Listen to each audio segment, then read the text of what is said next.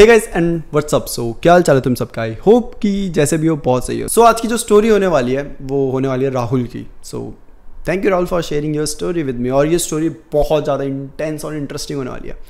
So keep watching till the and. By the story शुरू होने से पहले मैं एक बात बताना चाहता हूँ। आई नो तुम सब ने मेरी पिछली वीडियोस देख लो और तुम बोलते रहते हो जल्दी वीडियो लाओ जल्दी वीडियो लाओ। सो ये टाइम लगता है वीडियोस लाने में, राइट? मैं अपना पूरा ट्राई करूँगा कि मैं और जल्दी वीडियोस ला सकूँ।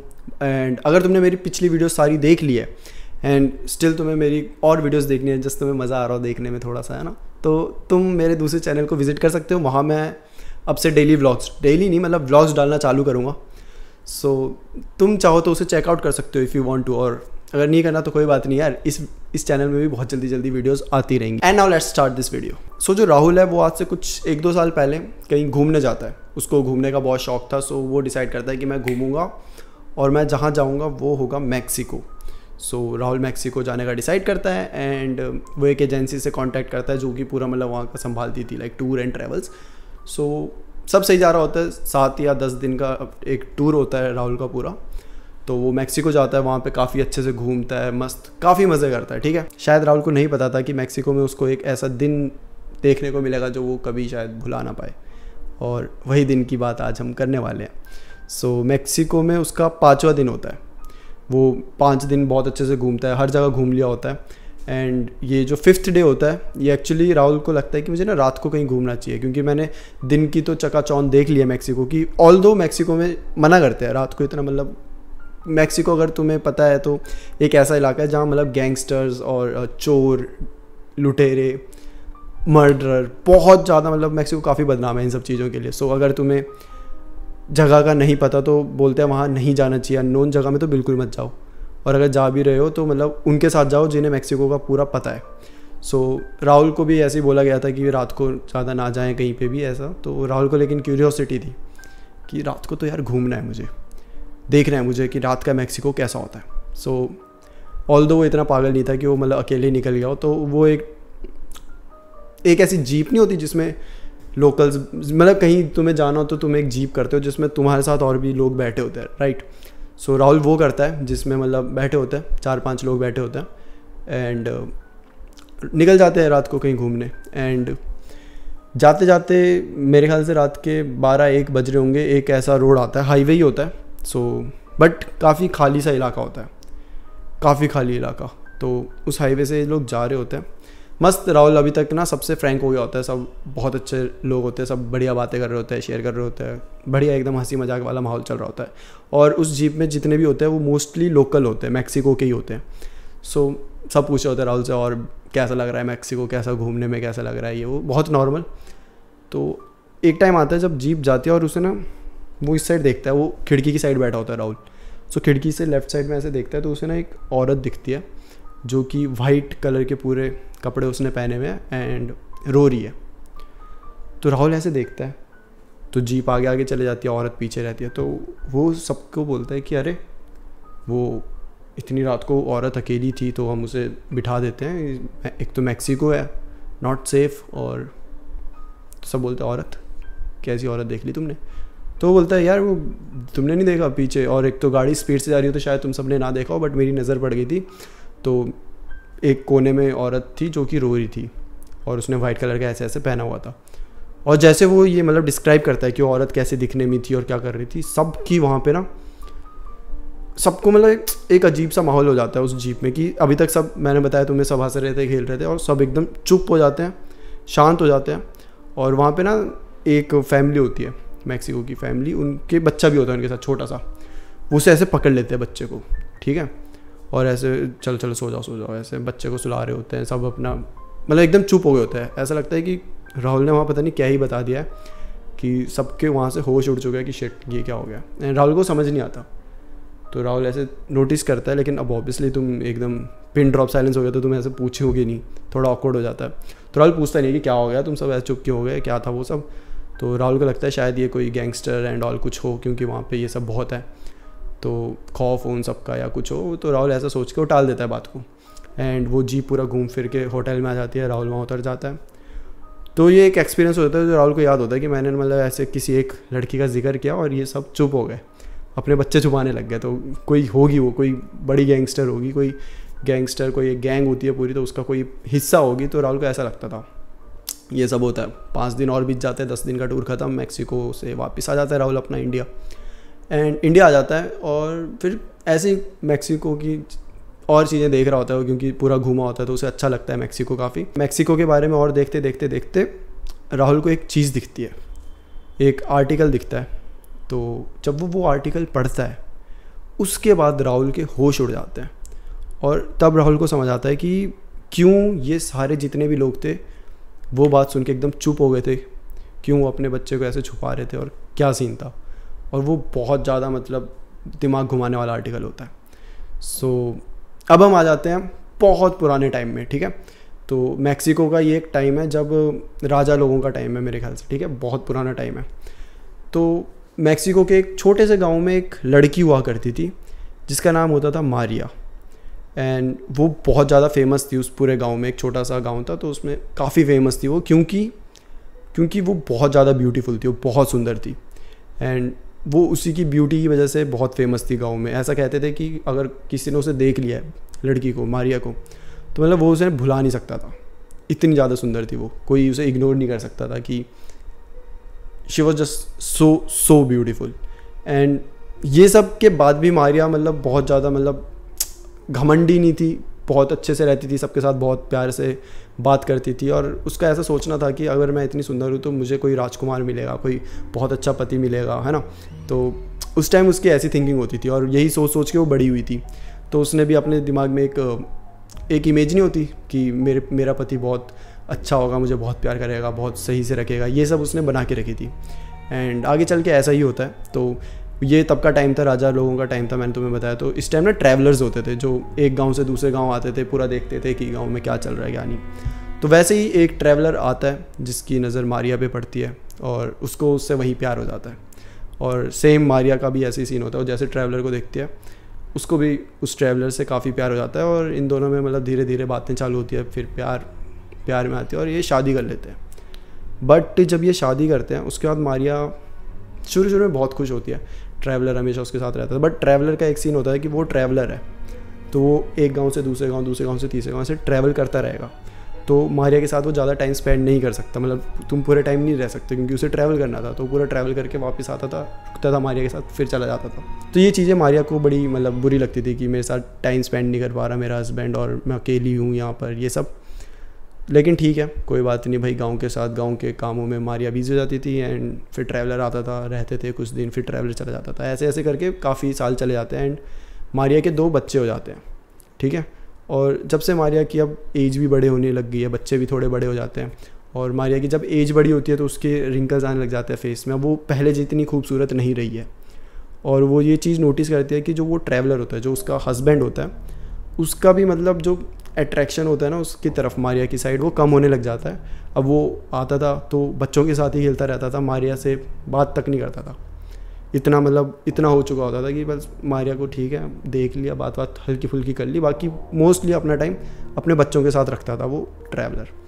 तो मारिया को ये चीज़ें बड़ी खटकने लगी कि भाई जब से बच्चे हुए ये मेरे साथ टाइम स्पेंड नहीं कर रहा, और मैंने तो क्या क्या सोचा था, मैंने तो अपने पति के बारे में क्या क्या सोचा था, बट ऐसा कुछ भी नहीं हो रहा। तो ये मारिया के अंदर ना बड़ी एक दिल में एक ये चीज़ आ चुकी थी, ग्रज आ चुका था कि नहीं ये तो गलत हो रहा है मेरे साथ। बट ठीक है, अब उसके बच्चे हैं तो उसको ऐसा भी नहीं है कि बच्चों के साथ क्यों है ज़्यादा, क्योंकि बच्चे तो मारिया के भी है, तो प्यार तो दोनों ही करते थे। सो ठीक है, मारिया ने ये भी भाई सहा, कह सकते हो तुम कि ये चीज़ भी उसने कैसे कैसे करके गुजारी टाइम। बट अब इसके बाद एक ऐसा टाइम आया कि वो ट्रैवलर ने आना ही बंद कर दिया मारिया के घर में। मतलब ऐसा समझ लो अगर वो 4 महीने में एक बार आता था तो 1 या 1.5 साल हो चुका था और ट्रैवलर का कोई नामो निशान नहीं था, वो उसके घर में आ ही नहीं रहा था। और ये चीज़ मारिया को भी मतलब बहुत बुरी ऑब्वियसली लगेगी कि घर पे ही नहीं आ रहा, कोई पता नहीं, कोई खबर नहीं, कुछ भी नहीं। एंड ठीक है, एक बार मारिया के ऐसे कान में मतलब बात आती है कि वो ट्रैवलर तुम्हारे गांव में पाया गया है। तो एक फॉरेस्ट होता है वहाँ पे, मतलब मारिया को पता चलता है कि वो ट्रैवलर आया हुआ है। तो मारिया अपने बच्चों को लेके वहाँ जाती है फॉरेस्ट में, और जब वो जाती है ना उस फॉरेस्ट में, वो एक चीज़ देखती है कि वो जो ट्रैवलर होता है वो उस टाइम किसी और लड़की के साथ होता है उस बीच फॉरेस्ट में। और ये देख के मारिया को बहुत बुरा लगता है कि शिट। और उसके अंदर ये चीज़ तो पहले से ही थी कि ट्रैवलर मेरे साथ नहीं, मेरे बच्चों के साथ ज़्यादा रहता है। तो वो उसी टाइम ये डिसाइड करती है कि उसको ट्रैवलर को हर्ट करना है, कुछ भी करेगी वो, बस उसे उसके पति को हर्ट करना है। तो वो डिसाइड करती है कि अगर मुझे अपने पति को हर्ट करना है तो मैं क्या करूँ ऐसा कि वो हर्ट हो। तो जो पति को सबसे ज़्यादा प्यारे हैं क्यों ना मैं उन्हें मार दूँ, जो कि होते हैं उसके खुद के 2 बच्चे। तो मारिया क्या करती है, साइड में लेक होता है, अपने दोनों बच्चों को लेक में फेंक देती है और देखते देखते दोनों बच्चे मर जाते हैं। एंड मारिया को लगता है कि यस अब ट्रैवलर को हर्ट होगा, बट जैसे उसके 2 बच्चों की डेथ होती है उसी टाइम उसे रियलाइज़ हो जाता है कि शिट, ये सिर्फ उसके बच्चे नहीं थे, मेरे भी बच्चे थे। और जैसे ये चीज़ें मारिया को रियलाइज़ होती है कि पति तो मेरा चले ही गए हाथ से और मैंने अपने बच्चों को खुद ही मार दिया, तो अब मैं पूरी तरीके से अकेली हो चुकी हूँ, मेरे साथ कोई भी नहीं है। और जैसे ये बातें मारिया को रियलाइज़ होती है, मारिया उसी टाइम सुसाइड कर देती है उसी लेक में कूदकर, और वहीं एक परिवार ख़त्म हो जाता है, मारिया और उसके 2 बच्चे ख़त्म। सो ये सब बातें जब गांव वालों को पता चलती है, उसकी बॉडी निकालते हैं, उसका अंतिम संस्कार करते हैं बहुत सही से। एंड ये बात यहीं ख़त्म हो जाती है कि ठीक है, ये एक चैप्टर था, वो यहाँ पे क्लोज़ हो जाता है। बट अब हम थोड़े से साल बाद आ जाते हैं, मतलब ले लो तुम, मतलब ऐसा एग्जैक्टली नहीं पता, बट ऐसा ले लो 5-6 साल बाद हम आ गए हैं, ठीक है। सो 5-6 साल बाद क्या होता है कि उसी लेक के सामने एक छोटा सा बच्चा आता है जो नॉर्मल ऐसे खेल रहा होता है उस जंगल में आराम से। सो वो ना एकदम से ना लेक में गिर जाता है और वो हो जाता है वहाँ पे लापता। सब उसे बहुत ढूंढते हैं, बहुत ज़्यादा ढूंढते हैं उस लड़के को। अब छोटा सा गांव है तो सब उस लड़के को जानते हैं, सब जानते हैं। जैसे बात फैलती है कि वो लड़का नहीं मिल रहा, सब गांव वाले निकल जाते हैं ढूंढने, तो नहीं मिलता वो। बट कुछ टाइम बाद गांव वालों को पता चलता है कि लड़का जो लेक में गिरा था, वो छोटा सा बच्चा, वो किसी मतलब ऐसे तैर तैर के कहीं कोने में आ गया था जो कि दूसरे गाँव का कोना था। तो वो गांव वाले उसे मतलब ठीक करते हैं बच्चे को, फॉर्चुनेटली वो ज़िंदा होता है। और जब वो लड़का होश में आता है तो बताता है मैं उस गाँव से हूँ ये सब। तो गाँव वाले को कॉन्टैक्ट करते हैं, दूसरे गाँव वाले तो सब वहाँ जाते हैं उस बच्चे को लेने। और जब वहाँ जाते हैं उससे पूछते हैं कि भाई क्या हो गया, तू मतलब लेक में कैसे गिर गया था ये सब। तो वो बताता है कि मेरे को ना एक लड़की दिखी थी, एक औरत दिखी थी जो कि रो रही थी उस लेक के पास, और वो मुझे ऐसे बुला रही थी। और जब मैं उसके पास जाता हूँ तो उसने मुझे लेक में धक्का दे दिया। और उसने क्या पहना था, उसने पहना था वाइट कलर का गाउन टाइप था, और वो बस रोए जा रही थी। वो अपने बच्चों की मतलब वो कह रही थी, ऐसा लग रहा था जैसे वो बच्चों को पुकार रही है अपने। और ये जब वो बताता है, वो जिस तरह डिस्क्राइब करता है, सब गांव वाले समझ जाते हैं शिट, ये और कोई नहीं, ये मारिया है। और वो अपने बच्चों के गम में इतना मतलब हो चुकी थी कि अब उसकी वहाँ पे आत्मा भटक रही है और वो किसी भी बच्चों की, बस वो बच्चों की तलाश में है। ये गांव वालों को पता चल जाता है, वो समझ जाते हैं। एंड उसके बाद वो काफ़ी कोशिश करते हैं कि वहाँ से मारिया चले जाए। काफ़ी वहाँ पे तंत्र मंत्र, काफ़ी वहाँ पे मतलब प्राइस्ट बुलाए जाते हैं, बहुत कोशिश करते हैं, बट ऐसा नहीं हो पाता। तो आज तक मेक्सिको में ये बात बहुत ज़्यादा फेमस है, बहुत ज़्यादा, कि मारिया आज भी रोती है। कहीं पे भी पानी के पास में देखोगे तो तुम्हें चांस है कि तुम्हें वहाँ पे मारिया मिल जाए। एक औरत जो कि बस रो रही है एंड वो बस अपने बच्चों को पुकार रही है। और वो अपने बच्चों का इतना गम लेके चल रही है कि एक उसके अंदर इतना रिवेंज आ चुका है कि वो अब किसी के भी बच्चे देखती है तो उसे बस मारने के लिए दौड़ती है। और ये मैक्सिको में बहुत ज़्यादा फेमस है, मतलब इस पर एक बुक बन चुकी है, एक प्रॉपर मूवी बन चुकी है, और इसे एक अर्बन लेजेंड कहा जाता है मैक्सिको की, कि मतलब सबको पता ही है ये चीज़ें।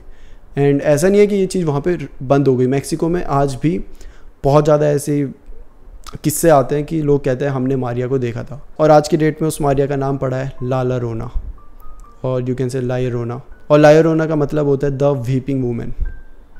सो ये ला llorona उसका नाम पड़ चुका है।